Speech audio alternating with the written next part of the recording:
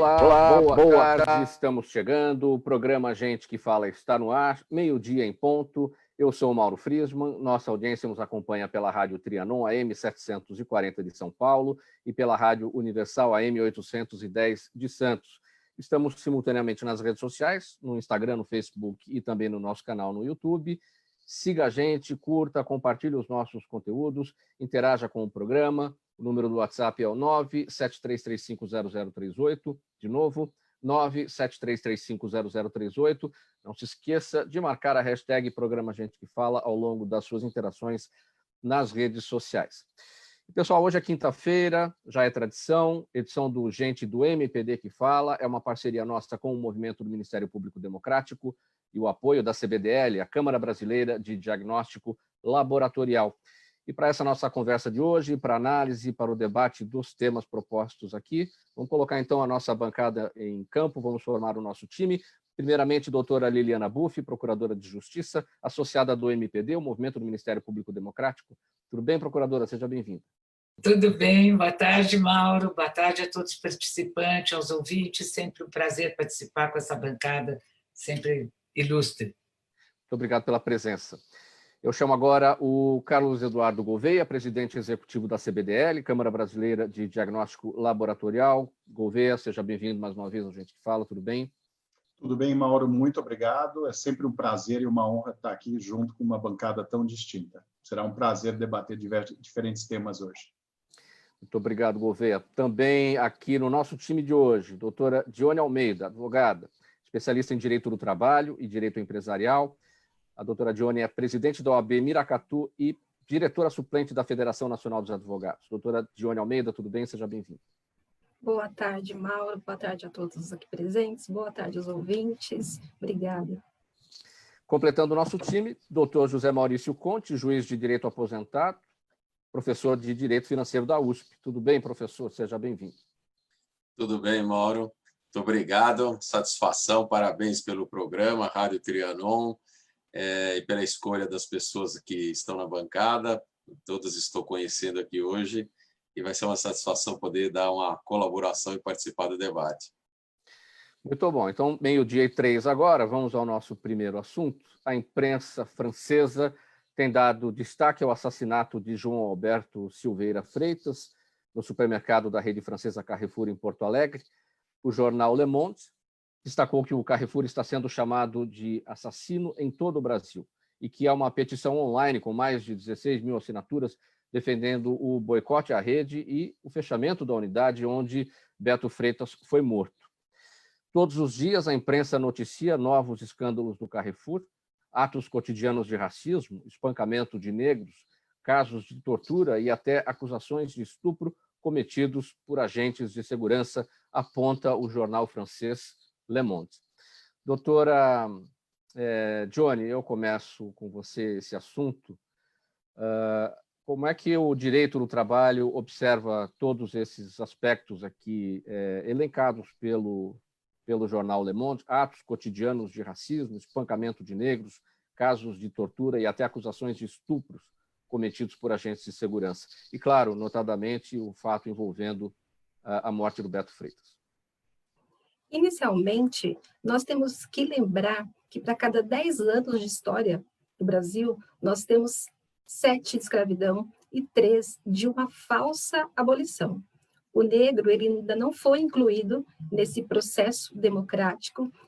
A questão raça, obviamente que gênero também, as mulheres são excluídas e são vulneráveis, mas quando se fala em questões raciais, essas ainda estão sendo determinantes, tanto com relação à discriminação no ambiente de trabalho, quanto na violência em todos os aspectos. Temos que lembrar também que, dos desempregados, 60% dos desempregados são negros. Os negros, eles estão na base da pirâmide social, e isso ocorre por ação e por omissão do Estado. O negro que foi impedido de receber educação formal pelo Estado, que teve criminalizada a sua cultura, a sua capoeira, que também foi impedido de ter propriedade, existe lá o artigo que fala que todos são iguais, mas isso não desobriga nem o Estado e nem as instituições privadas de concretizar essa igualdade. E aí eu tenho que lembrar todas as dissonâncias que causou, por exemplo, o sistema de contratação de trainee do Magazine Luiza. Então, nós tivemos uma dissonância, né, até entre juristas, e ficou muito claro que, salvo algumas pessoas, não é intuito do brasileiro fazer uma democracia racial. Né? Isso nós vimos juristas gabaritados defendendo que aquele ato era inconstitucional. Nós tivemos um procurador acionando judicialmente a Magazine Luiza para condená-la a uma multa por discriminação. Então, quando surge um caso, Mauro, como esse do José Alberto, do Carrefour, eu também fui uma das pessoas que achei e assinei para boicotar o Carrefour, mas nós temos que pensar qual é a nossa parcela de culpa na morte deste senhor, qual é a nossa parcela de culpa enquanto cidadão, enquanto sistema de justiça, enquanto empregador, qual é a nossa parcela de culpa na morte dessa pessoa e dos 23 jovens que morrem no Brasil? Qual é a nossa parcela de culpa dessas pessoas ainda viverem segregadas no nosso país? E isso, essa discriminação que vem sendo determinante para todas essas mazelas, elas impactam veemente no mundo do trabalho. E aí, eu não preciso lembrar que, além do número de desempregados, a maioria ser negros, são os negros que ocupam os cargos mais mal remunerados, sem segurança, sem saúde, são os negros os mais assediados moralmente e sexualmente nas relações de trabalho. São os negros os que mais sofrem danos extrapatrimoniais nas relações de trabalho. São os negros que simplesmente, que enquanto escravos eles tinham o dever de trabalhar, após a falsa abolição, eles não tiveram o direito de exercer o trabalho. E quando eu falo que não tiveram o direito de exercer o trabalho, é porque nós sabemos que eles são os preteridos às vagas de emprego. Sim. Então, toda essa estrutura, então, o Carrefour, obviamente, deve ser punido, né? E aí eu tenho que chamar atenção também para a função da reparação de danos extrapatrimoniais, que o Carrefour, ele é mais que reincidente, né? Nós tivemos cachorros matados a paulada, nós tivemos uma pessoa que morreu no Carrefour e que colocaram guarda-sol sobre o corpo para que o funcionamento continuasse, não fosse interrompido. Nós tivemos o Carrefour condenado à indenização por ter acusado falsamente um negro. Nós sabemos de toda essa vigilância mais ostensiva contra o negro por seguranças. E quando esse tipo de ação cai no judiciário, no Tribunal de Justiça, enquanto cliente, vítima, e no Tribunal do Trabalho, enquanto vítima trabalhador, as ações de indenizações são de 2, 3, 4, 5 mil reais. Então, a função de reparação e de punição, nesse caso, também não é cumprida. E isso é feito pelo Judiciário, que é Estado e que deve garantir o cumprimento de leis, de artigos, de princípios. Então, a dignidade humana do trabalhador e do negro são dois direitos fundamentais veemente violados pelo nosso sistema de justiça. Procuradora Liliana, vamos pegar essa reflexão da doutora Dione. Qual é a culpa que nós temos enquanto sociedade em relação ao que aconteceu no Carrefour ou em relação a outros episódios ocorridos no Carrefour e em relação à morte, o espancamento e o assassinato do Beto Freitas, até onde, do ponto de vista da justiça internacional, esse caso pode chegar? Bem, eu concordo inteiramente com a doutora Edione. A marginalização do negro na nossa sociedade é um problema realmente estrutural e que tem acarretado danos irreparáveis, como a própria eliminação da vida. O Carrefour tem sido muito negligente com a educação dos seus funcionários e com as suas políticas funcionais, em primeiro lugar, por todos os exemplos que a doutora Joane deu. E a mim me parece, discordando apenas de um ponto, que não basta o fechamento, ou melhor, esta não é a medida, a meu ver, mais adequada. Teria que ter uma medida com multas altíssimas sobre as instruções dos funcionários do Carrefour. A cena que se vê de barbárie em relação a esta última vítima é inaceitável. É inaceitável. O que pode ser feito, a meu ver, para tentar reparar, tanto na esfera civil quanto na esfera criminal, é uma resposta rápida, educativa para todos, uma resposta rápida das estruturas sociais como um todo, uma resposta, sobretudo, rápida da justiça criminal para punir veementemente esse fato, tanto dos dois espancadores, quanto dos que contribuíram e não esclareceram as razões disso, e qualquer que fosse a razão, mesmo mostrando folha de antecedentes, violência doméstica na vítima, é um fato absolutamente censurável, inadmissível. Não é?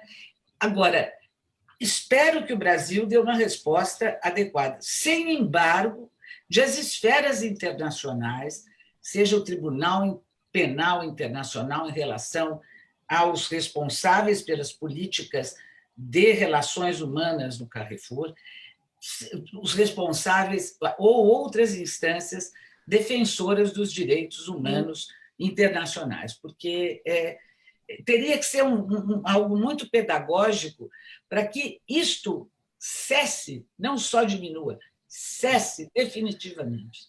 Professor José Maurício Conte, você acredita numa resposta rápida da justiça criminal? É o que defende aqui a procuradora Liliana, ela tem essa expectativa. Seu microfone, professor. Já tinha notado aqui. Olha, a justiça, eu diria que ela tem que ter um cuidado com o contraditório, né? Então, uma rapidez com a imediatidade que o mundo digamos, da imprensa, né, e o mundo da opinião pública deseja, isso eu acho pouco provável, né? Porque tem que haver, pelo menos, uma instrução processual, embora, nesse caso específico, boa parte dos fatos eles já estejam muito claros pelo fato de ter sido filmado, mas ainda faltam algumas questões relativas aos fatos que antecederam e etc., para poder ficar com clareza, com maior clareza quais teriam sido os motivos. Então, isso vai ter que ser apurado, de modo que, por mais rápida que seja, eu acredito que a justiça ela não tem a velocidade que a imprensa e a opinião pública deseja, né? Faz parte do sistema do judiciário, né? Isso é, inclusive, uma garantia que as pessoas têm que ter de ter ouvido o contraditório, de modo que, nesse aspecto, acho que até as pessoas, como garantia das instituições, né, e de uma justiça, têm que esperar da justiça, eu acredito que uma resposta a mais rápida possível e a mais justa e correta possível.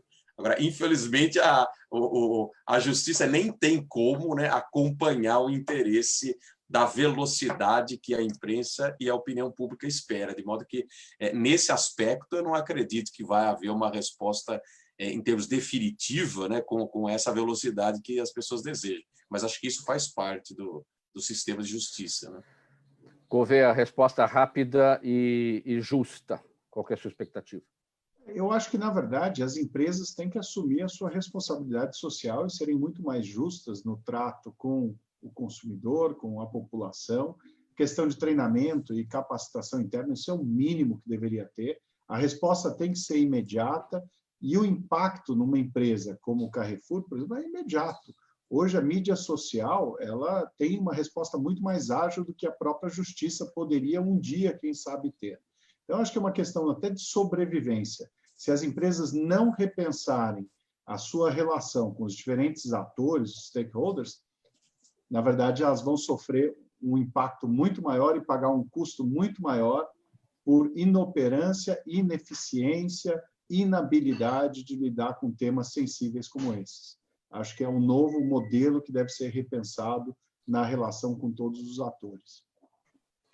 12h16, você acompanha o programa Gente que Fala. Hoje, quinta-feira, gente do MPD que Fala, é uma parceria nossa com o movimento do Ministério Público Democrático e o apoio da Câmara Brasileira de Diagnóstico Laboratorial. Estamos pela Rádio Trianon, AM 740 de São Paulo, Universal AM 810 de Santos e nas redes sociais. Mais um assunto aqui para os nossos convidados, para a nossa análise. 113 prefeitos recém-eleitos em todo o país podem não assumir o cargo devido a problemas com a Justiça. 25 deles são do estado de São Paulo. Os motivos de indeferimento incluem condenações por abuso de poder político, reprovação de contas e desincompatibilização de cargo, e caso o julgamento ultrapasse o dia 31 de dezembro, a Constituição prevê que o presidente da Câmara Municipal assuma a cadeira temporariamente e, se for confirmada a inelegibilidade do prefeito eleito, serão convocadas novas eleições. Doutor José Maurício Conte, professor, quais são as implicações disso para os munícipes? Nós vivemos nas cidades, aqui enfrentamos os buracos das ruas, enfrentamos diversos problemas de ordem do âmbito do prefeito, ele é que deve cuidar, e a gente, muitas vezes, sem prefeito por conta dessas pendências judiciais. Onde isso vai impactar? O impacto, já antecipo, né, antes de fazer qualquer análise, o impacto, obviamente, é ruim, né? Gera uma insegurança na administração pública, uma insegurança jurídica que é extremamente indesejável. Mas essa questão que envolve esses prefeitos que estão sub júdice, vamos dizer assim, ela é bastante complexa. E fazendo uma análise, digamos, de um juiz, né? Fui exercer a carreira por 30 anos e o uso do cachimbo entorta a boca, vamos dizer assim, né? Então, uma das coisas que acaba sendo bastante boa no exercício da magistratura é que nós sempre temos a oportunidade de ouvir os dois lados. E para poder formar alguma convicção, a gente sempre fica com essa versão de ambos os lados. Então, a gente passa a ter essa visão levando em consideração os dois lados. E, nesse caso, existem esses dois lados para serem observados. De um lado, por exemplo, é o fato de não ser admissível e aceitável que pessoas ocupem cargos públicos tendo um passado que os condena, né? E, nesse caso específico, inclusive, muitas vezes até já condenados pelo próprio Poder Judiciário, pelo Tribunal de Contas, por fatos que tenham sido praticados que impactam diretamente na sua idoneidade e na sua capacidade de exercer de uma maneira idônea o seu mandato. Então, esse é um ponto que eu diria positivo na legislação vigente, que veda que essas pessoas ocupem cargos públicos. Por outro lado, né, tudo tem a sua dosagem, né? O que nós temos observado em alguns pontos é que está havendo uma legislação que, em alguns pontos, pode se exceder a ponto de criminalizar ou tornar ilegais muitas condutas que vão acabar deixando nas mãos do Poder Judiciário decidir se essas pessoas podem ou não ocupar os cargos. Isso não é muito positivo, né? Porque, embora tenha exercido a magistratura durante 3 décadas, eu não acho que a interferência do judiciário deva ser excessiva em nenhum dos aspectos, né? Nem no aspecto financeiro, orçamentário, e também no aspecto eleitoral. Então, eu tenho a impressão que o ideal é, no aspecto eleitoral, tentar fazer prevalecer a vontade das pessoas. O ideal é que as pessoas tenham conhecimento e transparência do que está sendo submetido à votação, quem está se candidatando, para, em casos como esse, não eleger essas pessoas, né? Isso seria o ideal. Agora, eleger as pessoas e depois deixar nas mãos do judiciário uma decisão que pode ser muito difícil de ser feita para tirar do cargo pessoas que tenham sido legitimamente eleitas pelo povo, às vezes por fatos que são de pouca gravidade ou depende de interpretação muito sutil do Poder Judiciário, também não é algo positivo, né? E está gerando essa insegurança jurídica. Então, nesse caso, é uma situação que eu tenho visto que há dois lados a serem levados em consideração, né? De um ponto, não se pode deixar que pessoas que tenham cometido determinadas condutas assumam cargos públicos, mas, de outro lado, tem que se evitar o exagero dessa judicialização da política, no sentido de deixar nas mãos do Poder Judiciário, né, ultrapassando a vontade da pessoa de eleger aqueles que ela tem vontade de eleger. Então, há necessidade realmente de um aperfeiçoamento do sistema para poder compatibilizar esses dois valores da sociedade.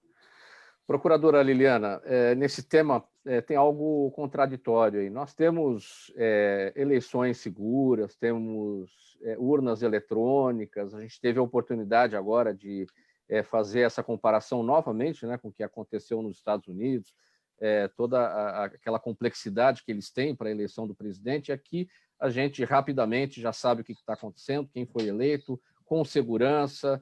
E, por outro lado, temos candidatos que não deveriam estar na disputa. Onde é que está a falha? A gente tem lei de ficha limpa. Qual é a reforma ainda necessária? A gente, de um lado, numa evolução tão grande, do outro ainda estamos patinando. A meu ver, apesar de concordar com o doutor... Doutor José Maurício Conde. José Maurício, perdão, no balanceamento é muito importante a vontade, o prevalecimento da vontade popular, tanto quanto, para mim, é mais importante ainda, num determinado quadro, combater a corrupção e aqueles que já estão condenados, nos termos da lei da ficha limpa, por ações ilícitas. Então, na verdade, a justiça eleitoral, eu trabalhei em algumas eleições no passado, ainda quando a gente votava em papel, e estava exatamente uma promotoria que tinha a atribuição junto ao juiz eleitoral de impugnar registros de candidaturas. Então, e a justiça eleitoral sempre foi extremamente célere. Os prazos de impugnação desses registros, de resposta, são muito rápidos. Então, isso deveria ocorrer até antes de o candidato poder se registrar. Então, ele apresenta as suas credenciais, os seus antecedentes, e haverá impugnação, por certo, do Ministério Público, dos outros partidos. E isso não ensejaria nem sequer o registro dessa candidatura, justamente para se evitar o cancelamento do registro após a eleição, que ficariam dois bens a serem valorados. De forma que eu acho que a justiça eleitoral, que é um modelo para o mundo, nosso sistema de votação, por mais que alguns queiram dizer que há ilegalidades, temos demonstrado há décadas já que esse sistema é perfeito. Eu acho que nós poderíamos fazer isso também no processamento, no procedimento dos registros das candidaturas e das impugnações. Põe o pessoal a trabalhar em termos mesmo intensamente nessa fase, para poder evitar esse tipo de situação constituída que depois fica muito difícil, ensejando até decisões contraditórias, Supremo admitindo permanência no cargo de pessoas que já estão, cujo registro nem sequer deveria ter sido aprovado. Então, eu acho que pensar, sim, coletivamente, em intensificar a rapidez, porque justiça tardia... Sim. Concluiu, procuradora? Sim, teria até mais para falar, mas acho que todos têm que ter a oportunidade de falar sobre isso. Muito bem, nós vamos seguir aqui, 12h25, eu vou passar para o próximo tema, nosso assunto aqui agora, coronavírus. A Agência Nacional de Vigilância Sanitária, Anvisa, vem se manifestando nas últimas semanas contra a distribuição e o uso de testes de Covid-19 com data de vencimento alterada. A discussão, no entanto, é complexa e já está indo parar nos tribunais. No último dia 12, a diretoria colegiada da agência reguladora rejeitou pelo menos 3 pedidos para o uso desses produtos, num sinal de que o número de testes passíveis de serem perdidos pode ser bem maior do que os 6.800.000 já identificados num armazém do Ministério da Saúde em Guarulhos.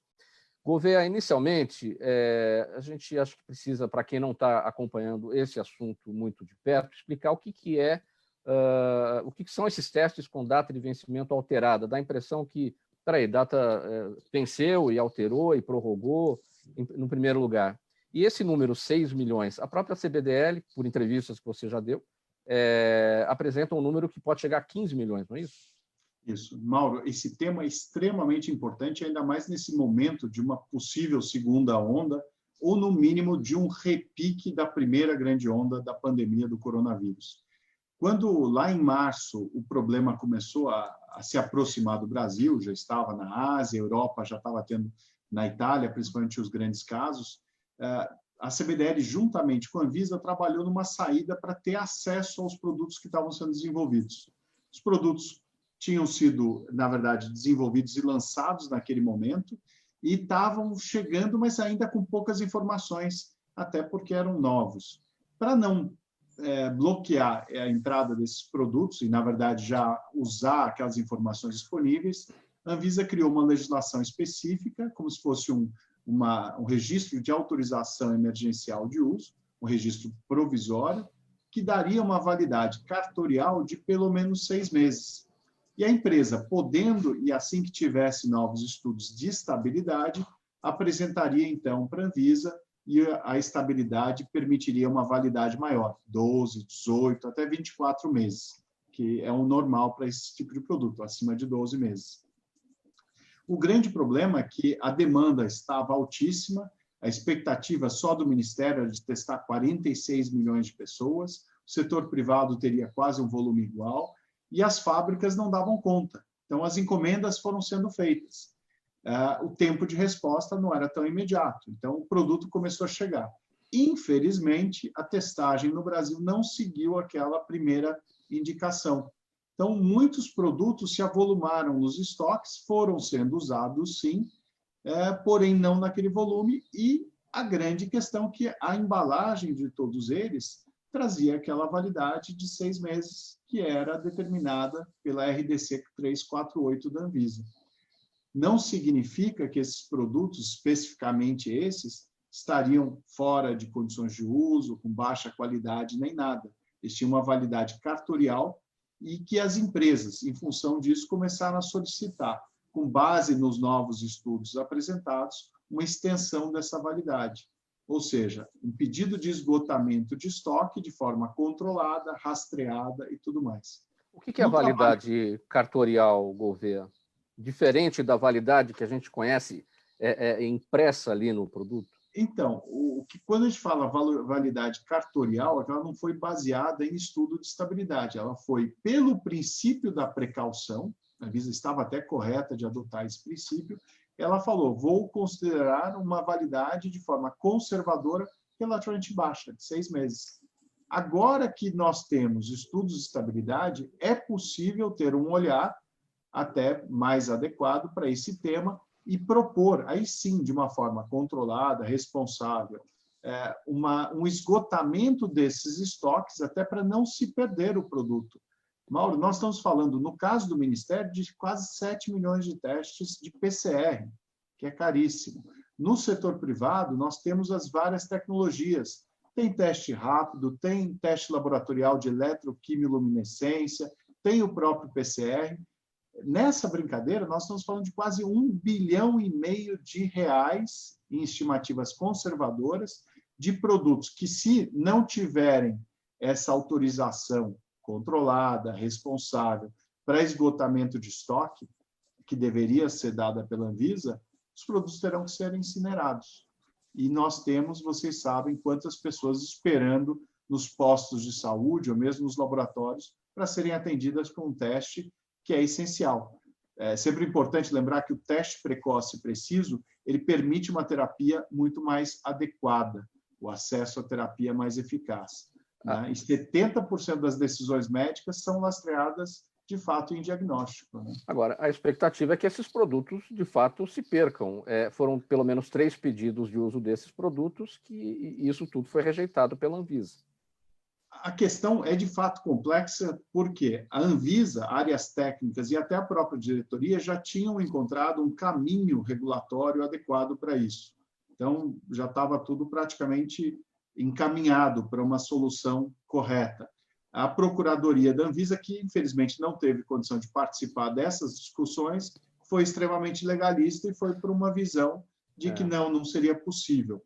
Então, até em função de uma audiência pública que houve ontem na Câmara dos Deputados, da Comissão Externa de Combate ao Coronavírus, Anvisa, Ministério participaram, eu entendo que vai haver, sim, uma modificação desse entendimento, e, repito, de forma controlada, sem risco para a população, com produtos que sejam, de fato, adequados e que, se necessário, que passem por uma nova avaliação, inclusive do INCQS da Fiocruz, que poderia, sim, permitir essa comprovação ainda em fase final.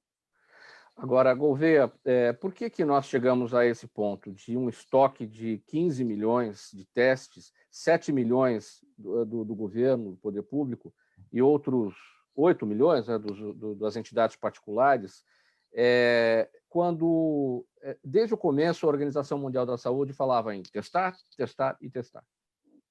Excelente pergunta, Mauro. Parte, infelizmente, é falta de planejamento ou talvez não visão do todo. Parte foi muito do discurso, não é uma gripezinha, talvez não seja tão importante assim. Na verdade, não é uma doença traiçoeira. Nós estamos vendo um aumento do número de casos.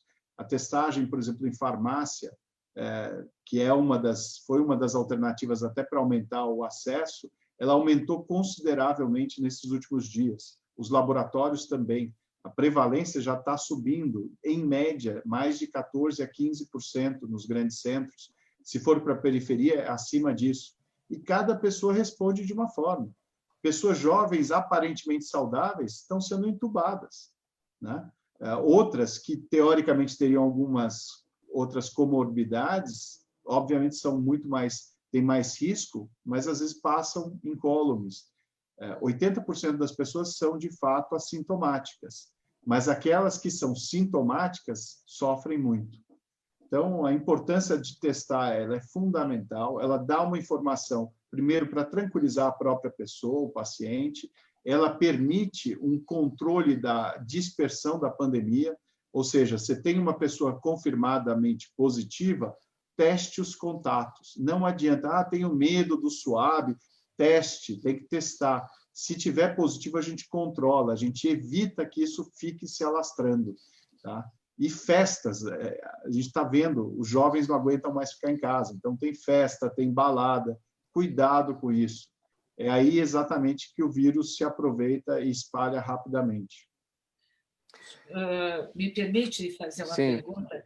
Procuradora. Por que não houve uma logística de distribuição e uma campanha educativa? Porque em outros países se vê que testam-se as mesmas pessoas quando vão se encontrar, usam isso como estatística de quem já está contaminado, quem não está. Não houve uma falta, uma desídia do poder público federal na distribuição e nas campanhas educativas? O senhor mencionou, doutor Gouveia, sobre o senhor mencionou exatamente a gripezinha, não é? Mas também acho que não querem mostrar a quantidade de número de pessoas que foram contaminadas, às vezes até assintomáticas e tudo. Como o senhor vê isso? Eu vejo que, infelizmente, o Brasil acabou sofrendo com a troca de ministro. Por exemplo, houve uma troca muito grande de ministros e, infelizmente, isso interrompeu determinadas ações. Existem bons planos. Ontem, nessa audiência, o secretário de Vigilância e Saúde apresentou, o diretor da área apresentou o programa Testar para Cuidar, que é muito bom. Ele traz boas iniciativas, mas tem que ser posto em prática.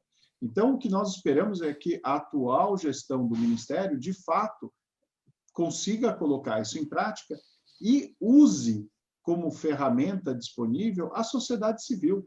Nós temos aí excelentes entidades dispostas a contribuir. A Sociedade de Patologia Clínica, a Sociedade de Análises Clínicas, a Associação de Laboratórios como a Abramed, a própria CBDL, a Abrafarma, as empresas, as grandes corporações estão testando. Então, muitas empresas, de fato, adotaram, por conta própria, essa responsabilidade de testar seus próprios profissionais, colaboradores e, muitas vezes, até a comunidade local. Então, se a gente tiver esse esforço de todo mundo, pode sim ter mais informação, como a senhora falou, para tomada de decisão em termos de saúde pública, né? Dados epidemiológicos são importantíssimos para você saber, tem uma área mais crítica aqui, preciso adotar uma política diferente para essa região, a outra está mais tranquila. A decisão, o Brasil é gigantesco, não pode ser uma única forma de lidar com o problema. Então, eu entendo que... Desculpe. Eu entendo que o esforço tem que ser de todos. Tem que ter um planejamento central que convoque os diferentes atores a atuarem também nas suas esferas e cada um reverberando esse entendimento para os demais, né? Nós não ouvimos a palavra nesses dias do ministro da Saúde sobre esse problema que o senhor também está esclarecendo. Pelo contrário, ele fugiu dos questionamentos da imprensa, né? Se me permite só uma observação rápida, possível? Sim, claro. Eu gostaria só de chamar a atenção para um fato que eu tenho observado, tenho estudado e tenho notado há muito tempo, que é a má gestão do setor público. E isso nada mais é do que um exemplo de que um fato que é absolutamente recorrente, que é a má gestão do setor público. A gestão do setor público no Brasil, talvez em outros países também, ela é absolutamente amadora. Só para se ter uma ideia, nós praticamente não temos faculdades na área de administração pública, elas são praticamente inexistentes. Então, isso é um problema recorrente, é um problema gravíssimo, é um problema suprapartidário, né, porque ele atinge todos os tipos de gestão pública, e ele é um problema que precisa ser urgentemente consertado, porque já se tem constatado que a perda de recursos públicos, o prejuízo que é causado para o país em termos de má gestão de recursos, ele é muito superior à perda que nós temos, por exemplo, com corrupção e outros atos de lesão aos cofres públicos. Então, como não chama tanto atenção por não ser moralmente tão condenável como corrupção, isso tem ficado de uma maneira que é deixada de lado e o país sofrendo absurdamente com problemas decorrentes de má gestão. Esse é só um exemplo, por essa falha que não se sabe por que não conserta, né? Então, não é um problema de má gestão, mas é um problema que coloca em risco vidas e vidas, não é? Na saúde, sobretudo, na educação. É verdade. Convido a doutora Dione também, sua avaliação. Mais, né? E mais, nós temos que considerar que em Guarulhos foram 6 milhões Quase e alguma 7. coisa, a expectativa de 15 milhões. Qual a população de Guarulhos, que é uma das cidades mais populosas? Menos de 1,5 milhão. População de Santos, 4.400, menos de 500 mil. E como nós conseguimos ver se isso tem relação, esse número de testes que podem ser perdidos, com o número de pessoas que, de repente, por ser assintomáticas, não fizeram uso desses testes e que somando a nossa falta de responsabilidade com o coletivo, o quanto isso pode ter interferido no número de contaminação e no número de mortes, né? Então, qual é a nossa responsabilidade nisso e a necessidade de ficarmos em casa e de tentarmos conter isso? Porque ninguém imaginava que fôssemos viver 9 meses. E essa sua comparação, doutora Dione, com o número, com cidades com populações bem menores, né? Vamos pegar aqui até pelo superlativo, o estado de São Paulo são 40 milhões de habitantes, quer dizer, 15 milhões, praticamente 40% da população do estado de São Paulo é muito número, não é? É muito número. Aqui vai só uma observação. Esse volume em Guarulhos, na verdade, está no depósito central do Ministério da Saúde e deveria ser distribuído para o Brasil inteiro. Então, e aí o doutor José Maurício está certo, a falta de planejamento, de gestão, e aí o administrador público, de fato. Eu, por acaso, sou formado em administração pública pela GV. Uma raridade. Sou advogado e administrador público. E tem a IBAP também, mas, de fato, é uma raridade. E a questão do planejamento, da gestão da coisa pública, tentar evitar o desperdício, isso resolveria o problema da saúde. Não é falta de recurso, é falta da correta aplicação dos recursos que são escassos, naturalmente são escassos. Mas uma boa gestão de recursos humanos e materiais, ela é fundamental. Então, eu acho que a pandemia está trazendo várias lições. Espero que isso tudo seja um legado de aprendizado até para lidar com próximas e que traga mudanças, né, para todos os envolvidos. Eu acho que isso é fundamental. Vamos lá para o próximo tema, 12h41 agora. Criados nas eleições de 2018 e multiplicados agora nessas eleições de 2020, os mandatos coletivos serão motivo de debate no Tribunal Superior Eleitoral. Isso porque candidaturas foram lançadas sem regulamentação e agora caberá aos ministros do TSE formar uma jurisprudência sobre o tema. Um dos assuntos já em pauta é o nome dos candidatos nas urnas e no material de campanha, já que muitos adotam nomes de coletivos e o eleitor não sabe especificamente em quem está votando. Doutora Dione, o seu olhar sobre essa questão, o Brasil tem muito disso, né? Lança uma determinada situação e depois vai regulamentar, né? Eu acho que primeiro surge o problema e depois o Estado que acompanha e que regulamenta, não é? É assim, o direito não é estático e não pode ser. Então, de acordo com o que vai surgindo, nós vamos evoluindo como sociedade, vai se regulamentando. E aí nós temos, nas questões do trabalho, sempre foi assim, né? O home office, a questão agora da uberização. O que eu acho interessante quando nós falamos em candidaturas coletivas e em coletivos é o que ele representa num Estado que as pessoas elas são jogadas à própria sorte, né?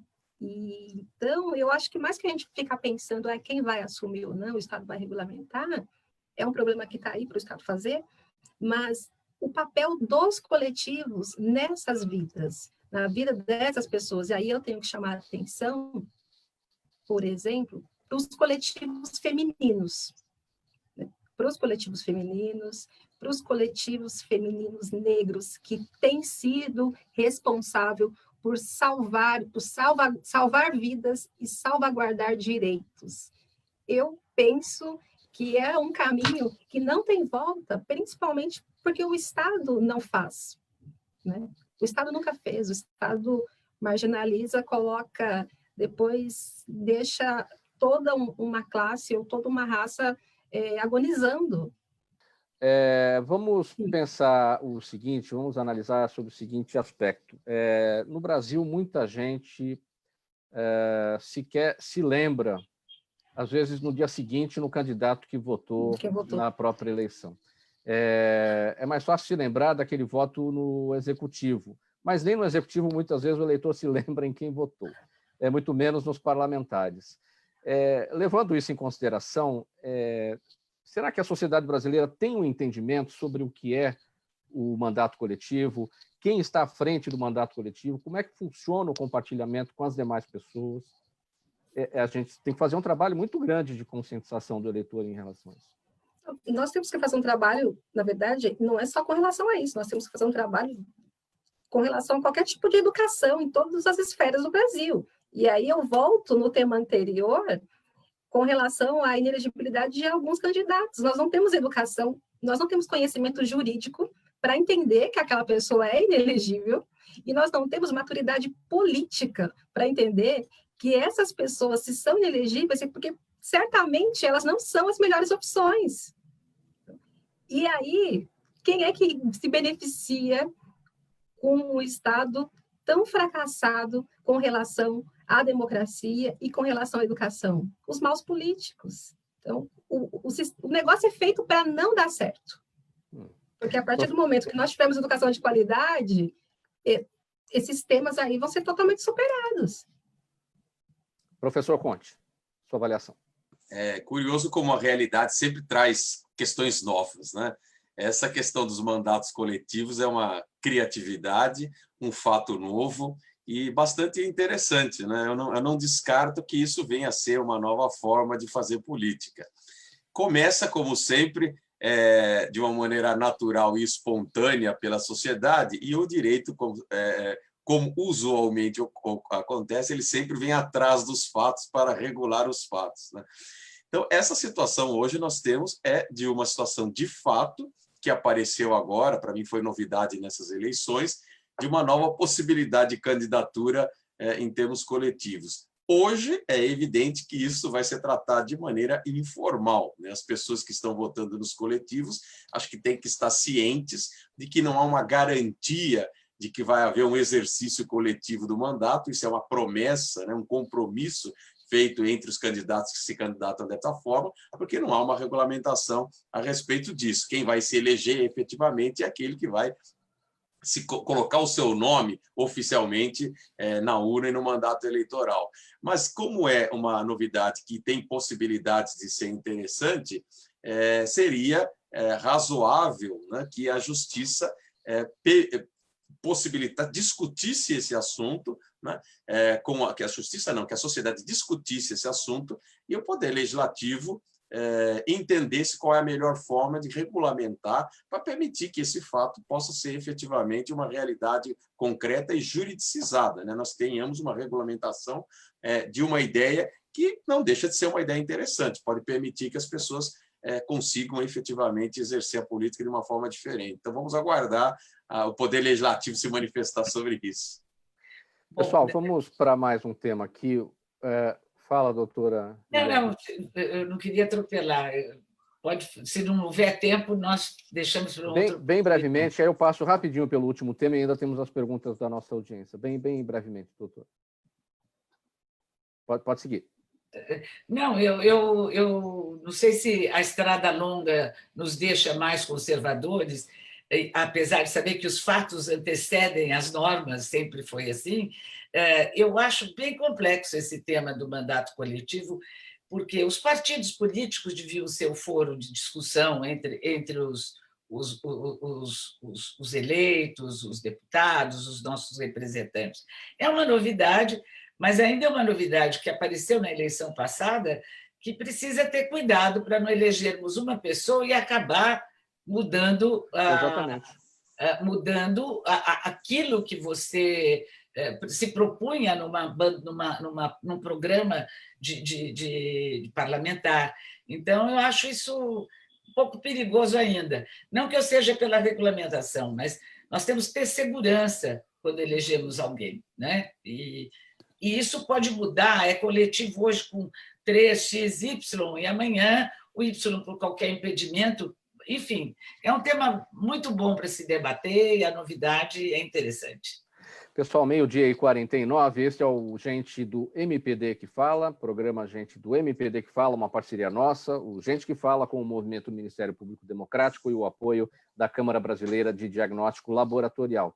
Olha, eu vou passar mais rapidamente por esse nosso último tema aqui da pauta para as perguntas da nossa audiência. O ministro Cássio Nunes, do Supremo Tribunal Federal, votou ontem contra a possibilidade de que a data de um concurso público seja flexibilizada em respeito à crença religiosa de candidatos. O ministro Marques, indicado por Bolsonaro por seu perfil conservador, destacou que o Estado teria um alto custo social para reagendar etapa de prova. Se, de um lado, cada um deve ter liberdade de crer no que quiser, isso não significa que o Estado deva associar-se às mesmas crenças e, com imprevisíveis consequências, se compelido, sem previsão em lei, a criar meios alternativos, afirmou o ministro Cássio Nunes Marques. Bem brevemente, doutora Dione, você concorda ou não com reagendamento de etapa de prova com base, prova de concurso público com base em crença do candidato? Crença religiosa, eu acho bem brevemente. Que esse concordar é complicado, porque nós estamos falando, eu vou tentar trazer algumas alguns aspectos formais para eu sair do meu achômetro, né? Tá. Primeiro, a gente tem que ver onde que está a liberdade religiosa, se ela é um direito fundamental ou não. E esse termo que ele usa, se associar, na verdade, quando o candidato ele procura no judiciário uma resposta, ele não está pedindo um sócio para ele fazer uma prova, né, para se associar. Ele não está querendo um parceiro, ele está querendo que o Estado dê uma resposta, garanta um direito dele. Então, não é só a concretização de um direito. E quando o ministro usa o princípio da igualdade, ele esquece que a igualdade não é que todos são iguais, mas que todos, com as suas individualidades raciais, étnicas, questões religiosas, eles terão as mesmas possibilidades de acesso, e, no caso, as mesmas possibilidades de acesso ao emprego público, né? E como é que você consegue justificar que isso poderia gerar um custo que não está planejado? Se é direito fundamental, será que nós não correríamos o risco de cair na falácia do princípio da reserva legal?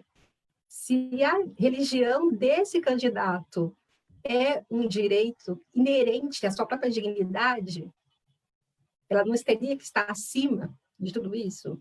Mas eu acho que são questões muito mais complexas do que nós, enquanto sociedade, estamos preparados para dar esse tipo de resposta, né? Eu acho que nós não temos uma maturidade política, eu acho que nós temos uma grande dificuldade em reconhecer para o outro direitos fundamentais, e isso vem de também um contexto histórico. Nós passamos por um regime militar, nós saímos de um serviço escravo, passamos por um regime militar, e aí nós caímos numa Constituição Federal que é cidadã, que garante direitos, que garante dignidade e que coloca a igualdade lá como princípios, como fundamento, e na prática a gente só acha que tudo isso tem que ser respeitado quando dá certo. E aí nós vivemos isso também, um bom exemplo foi com relação à pandemia, né? Que todos os direitos fundamentais ficaram praticamente na corda bamba. Pessoal, nós vamos apertar o passo agora, 7 minutos para 1, perguntas da nossa audiência, eu vou pedir brevidade a todos. Gouveia, eu começo com você. Andréa De Luca, com a gente no nosso canal no YouTube. Obrigado, Andréa. Ela pergunta se os testes de farmácia são confiáveis e em que momento pode-se optar por eles ou preferir outro. Bem breve, Gouveia. Os testes de farmácia, sim, são confiáveis. As farmácias, e aí eu posso citar o caso da Abrafarma, que reúne um grande número, são as que nós conhecemos nas grandes capitais, já fizeram mais de 1.200.000 testes com bons resultados. O que ele permite é dar informação em momentos diferentes. Para aquelas pessoas que já tiveram contato com o vírus e geraram anticorpos, a partir do 8º dia de uma possível infecção, vai ser detectado naquele teste de sangue do dedo, que é o teste rápido sorológico. A grande novidade é que algumas farmácias já estão adotando um teste rápido do antígeno. O que é o antígeno? É o teste que verifica se a proteína do vírus, ou seja, o antígeno, está sendo gerado ou não, e aí ele abraça aquele primeira etapa, a partir do 2º, 3º dia até o 7º, 8º. Aí verifica se a pessoa está com o vírus ainda ativo, e nesse caso a recomendação é imediato isolamento. E contato também, verificação dos contatos. Procuradora Liliana Vera Lima, com a gente no Facebook, pergunta como anda o projeto de lei que pretende alterar a lei da improbidade administrativa e que ganhou o apelido de Lei da Impunidade. Olha, eu confesso que eu não estou a par do andamento desse projeto. Qual é o projeto? Segundo a Vera Lima, vou repetir então, o projeto de lei que pretende alterar a lei da improbidade administrativa e que ganhou o apelido de Lei da Impunidade. Talvez ela se refira àquela discussão de uma comissão que foi criada na Câmara dos Deputados em relação à questão de crimes financeiros, não é isso? Eu não sei a qual projeto de lei ela está se referindo. enfim. Não sei se o doutor Maurício sabe, eu não estou a par, sinceramente, não estou a par do projeto, não posso emitir um juízo nenhum. Professor Conte. Me confesso ignorante. Eu estou acompanhando, já sei que esse processo está em andamento, mas eu não acessei o conteúdo da peça para saber exatamente quais são os pontos. Eu sei que é uma decorrência dessa tentativa de mitigar as punições relacionadas à atuação dos políticos, né, faz parte desse processo, e tem dispositivos que atenuam algumas condutas e algumas penas. Mas, no momento, agora, se perguntar quais são exatamente as redações, isso eu não me lembro. Né? Será que não é aquela comissão formada na Câmara dos Deputados para discutir a flexibilização da lei de lavagem de dinheiro? Será que é isso que ela... É isso? É que eu me lembro... Em grande parte é composta por advogados de réus da Lava Jato. Exato. Mas para emitir um juízo propriamente, quer dizer, que vai mitigar, etc., como o doutor Maurício falou, mas eu não poderia emitir uma opinião sem conhecer, pelo menos superficialmente. Nem eu também, estou na mesma situação, porque o detalhamento, eu até vi já o projeto, mas não me lembro exatamente dos detalhes dos artigos que estavam sendo alterados. Sim. Professor Conte, Carlos Henrique Assis, com a gente no YouTube, ele pergunta de que forma a questão ambiental tem impactado as regras do direito financeiro. Bem breve, o tempo está corrido aqui. Nós temos agora, com o fato que ocorreu recentemente, né, dessas queimadas, houve uma intensificação de uma preocupação com o direito ambiental, e eu achei muito interessante ter visto que isso desbordou para o direito financeiro. Então, nós tivemos o caso do Fundo da Amazônia, o caso do Fundo do Clima, que são fundos que as pessoas descobriram que tem uma quantidade bastante significativa de recursos para poder fazer frente a essas condições. E, inclusive, houve uma audiência pública agora, 2 audiências públicas em 2 processos que foram movidos, que estão discutindo essa ação que foi movida para permitir ou para pedir que se intensificasse o uso dos recursos que estão, digamos, sem execução orçamentária. Né? Então, nesse sentido, nós estamos... Ainda com você, o seu Jaime do Jardim Bonfilholi, a sua posição sobre o atendimento preferencial para advogados nas agências do INSS, em 15 segundos, por favor. Eu confesso que isso agora está numa situação que eu não sabia desse fato, né? Não sabia que não estou a par desse pedido não da OAB. Certo.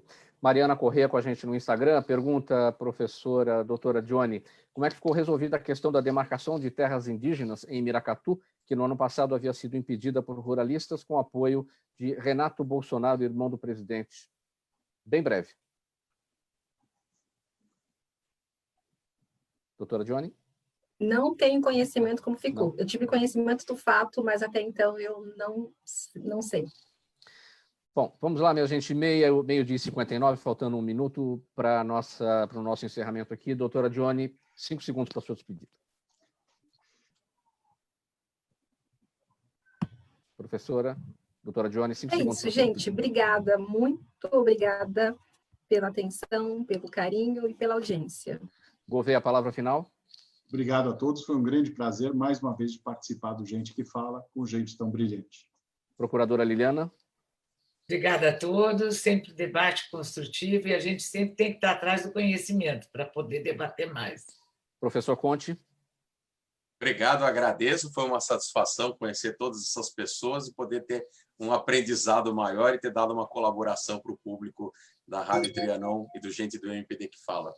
Obrigado. Muito obrigado pela presença de todos. Em nome da equipe do programa Gente que Fala, termina aqui essa edição do Gente do MPD que Fala, parceria nossa com o movimento do Ministério Público Democrático e o apoio da Câmara Brasileira de Diagnóstico Laboratorial. Estiveram com a gente a doutora Liliana Buff, o doutor Carlos Eduardo Gouveia, a doutora Johnny Almeida e também o professor José Maurício Conte. Na mesa de som com a gente, o Sérgio Souza, gerente técnico da Rádio Trianon, apresentação minha, Mauro Frisman, pauta e redação Pedro Schiavon, Zeneuda Salvato, nossa diretora de produção, o jornalista Fausto Camunha, nosso diretor-geral, e do outro lado do Gente que Fala, você, ouvinte, também espectador, a razão da nossa presença aqui todos os dias. Obrigado pela audiência.